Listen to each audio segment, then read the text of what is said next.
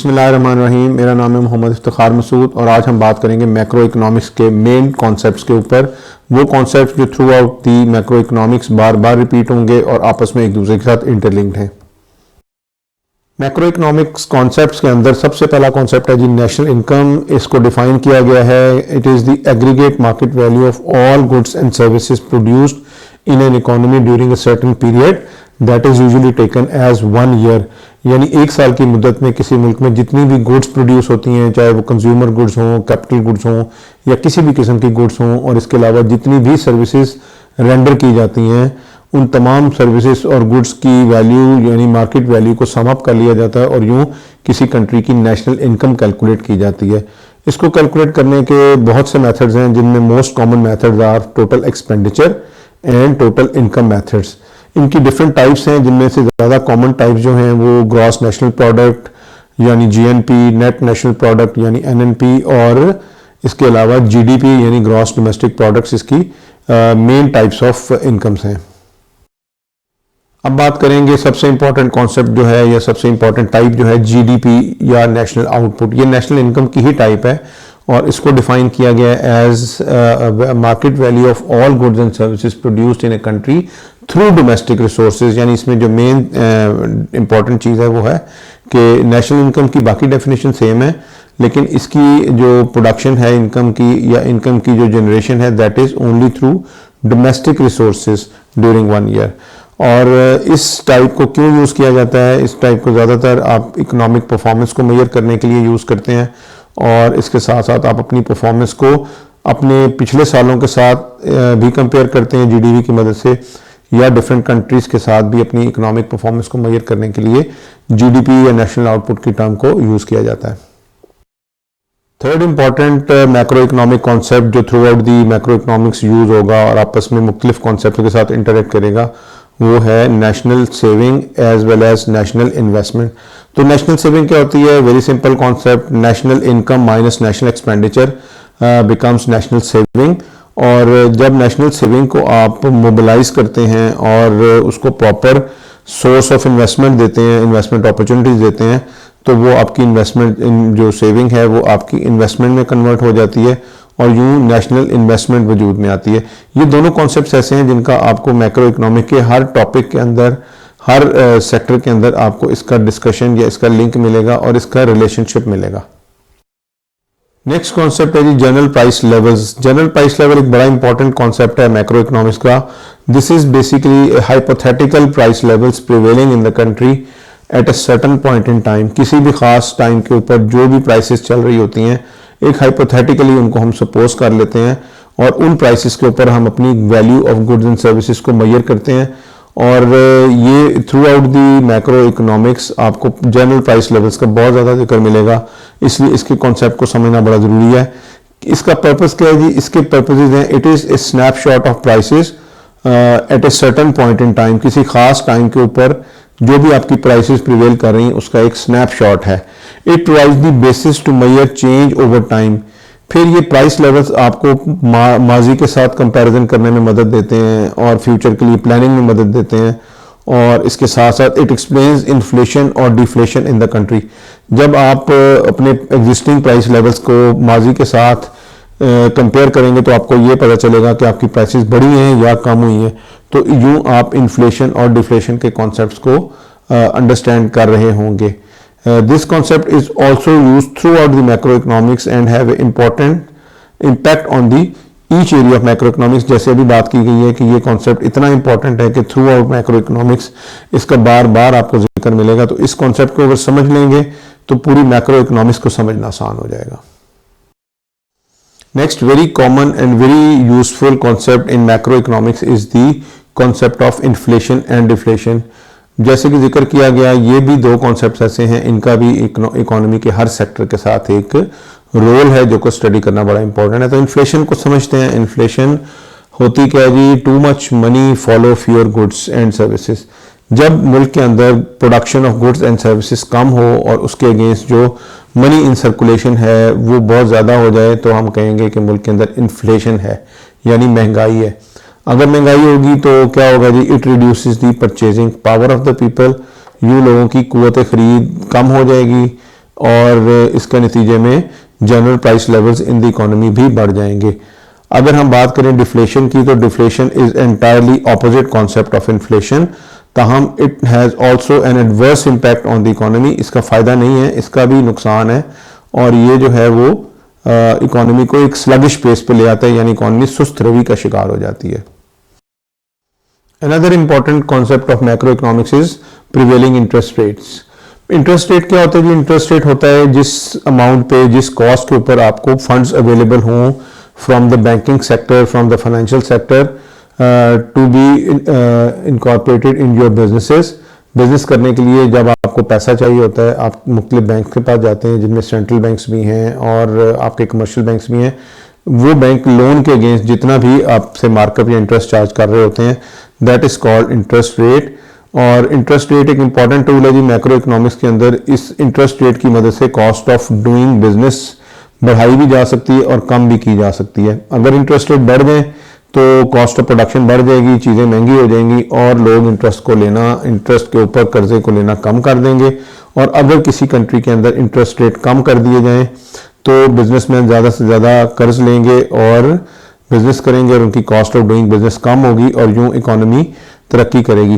तो इंटरेस्ट के इस करैक्टरिस्टिक को मद्देनजर रखते हुए इन्फ्लेशन या डिफ्लेशन की सिचुएशन को भी कंट्रोल किया जाता है और इकोनॉमी के किसी भी सेक्टर को बूस्ट किया जाता है या किसी भी सेक्टर के अंदर बढ़ी हुई एक्टिविटी को कंट्रोल करने में भी मदद मिलती है। तो this is also a very important concept which is used throughout the macroeconomics. Next we discuss the aggregate demand and aggregate supply concepts. Aggregate demand होता है जी, it refers to the total demand of all finish goods and services produced in a country. जितनी भी goods and services मुल्क में produce की जा रही हैं और उनको डिमांड किया जा रहा है, किसी सेगमेंट की तरफ से भी डिमांड किया जा रहा है, जब आप ऑल डिमांड्स को आप ऐड अप कर लेंगे तो you will be reached at the figure of aggregate demand. Aggregate demand को total expenditure in the economy भी कहा जाता है और इसको न्यूमेरिकली कैलकुलेट करने के लिए total consumption in the country, total investment in the country plus government spending plus exports minus imports, यूं अगर हम इस फॉर्मूले को यूज करें तो हम एग्रीगेट डिमांड को कैलकुलेट कर सकते हैं। And similarly aggregate supply is the value of all goods and services offered for sale in the country. जितनी चीजें ऑफर की जा रही हैं कंट्री के अंदर वो आपकी एग्रीगेट सप्लाई कहलाएंगी। और एग्रीगेट सप्लाई जो है इसका ताल्लुक फुल एम्प्लॉयमेंट लेवल से भी है। जितनी एग्रीगेट सप्लाई होगी उतना आपका एम्प्लॉयमेंट लेवल भी होगा कंट्री के अंदर। और it also refer to as GDP, इसको आप जीडीपी भी कहेंगे आगे जाके जब आप मुख्तलिफ टॉपिक्स पढ़ेंगे तो आप एग्रीगेट सप्लाई को जीडीपी के तौर पर भी पढ़ रहे होंगे on a certain price levels. अब हम बात करेंगे मैक्रो इकोनॉमिक्स के दो बहुत ही इंपॉर्टेंट कॉन्सेप्ट्स के ऊपर जो हैं fiscal policy and monetary policy.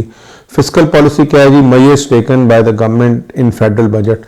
Government, किसी भी कंट्री की गवर्नमेंट जब बजट बनाती है तो उसके अंदर वो जितने भी स्टेप्स लेती है उसके अंदर दो मेन स्टेप्स हैं जिनको हम फिस्कल पॉलिसी के तौर पे पढ़ेंगे। एक है टैक्सेशन सिस्टम और एक है पब्लिक एक्सपेंडिचर।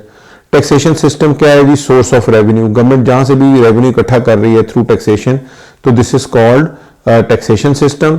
इसके बारे में जो गवर्नमेंट डिसीजन लेती है वो फिस्कल पॉलिसी का एक डिसीजन है। और इसके बाद पब्लिक एक्सपेंडिचर, यानी किन किन एरियाज में गवर्नमेंट ने एक्सपेंडिचर करने हैं और कितने कितने एक्सपेंडिचर करने हैं, इसके बारे में जो पॉलिसी बनती है, ये दोनों पॉइंट्स मिलाने से हम फिस्कल पॉलिसी की तरफ पहुंचते हैं।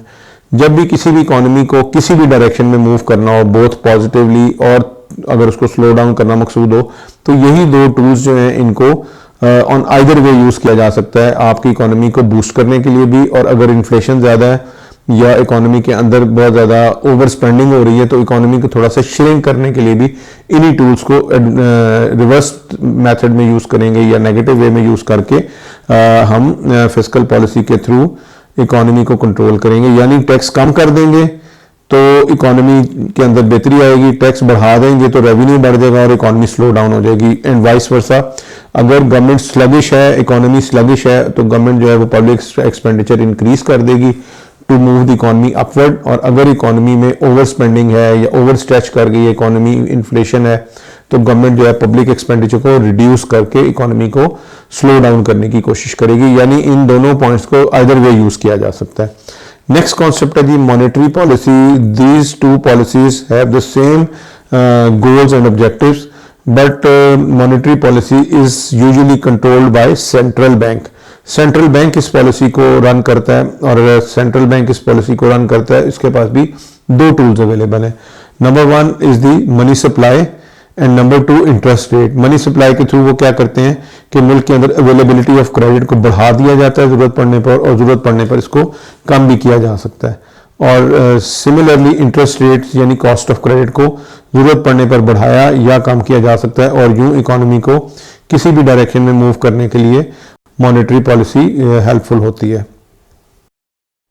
Another concept of macroeconomics which is frequently used throughout macroeconomics is role of technology।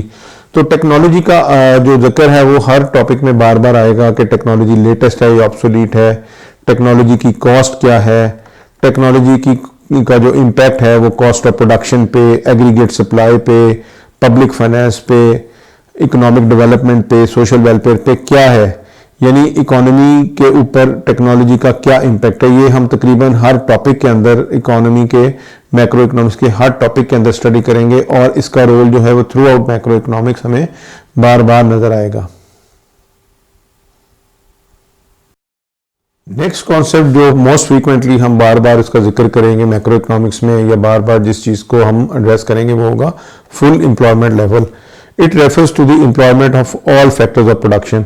यानी ये आपने देखना है कि जब भी मैक्रो इकोनॉमिक्स पढ़ते हुए आपको एम्प्लॉयमेंट लेवल की बात आए या फुल एम्प्लॉयमेंट लेवल की बात आए, तो ये ऑल फैक्टर्स ऑफ प्रोडक्शन की एम्प्लॉयमेंट है, not only the human being employment related matters होंगे, बल्कि 4 फैक्टर्स की एम्प्लॉयमेंट होगी, यानी land, labour, capital and organisation.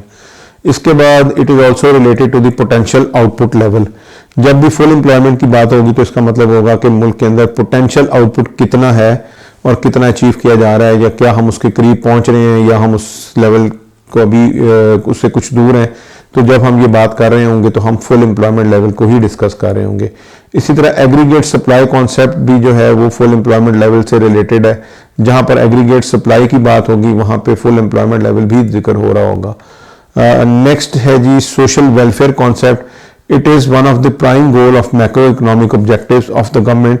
जब भी हमने मैक्रो इकोनॉमिक्स का आगाज़ किया था, इसको पढ़ना शुरू किया था, तो किसी भी इकोनॉमी की तरक्की का जो बेसिक गोल्स होते हैं गवर्नमेंट के सामने, वो गोल उस कंट्री के लिए सोशल वेलफेयर का हासिल होता है। तो सोशल वेलफेयर का हम roll bar bar her sector of economy पे स्टडी करेंगे through out macro economics.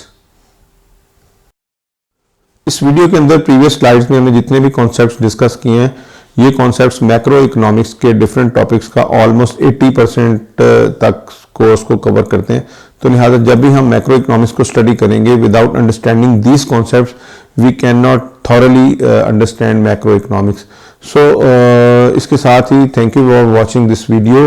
Please इसको लाइक करें, शेयर करें, सब्सक्राइब करें, और फॉर एनी फर्दर वीडियोस और कंसल्टेशन प्लीज़ कमेंट करें और हमसे कांटेक्ट करें ताकि आपके लिए मज़ीद अच्छी वीडियोस पेश की जा सकें। Thank you very much.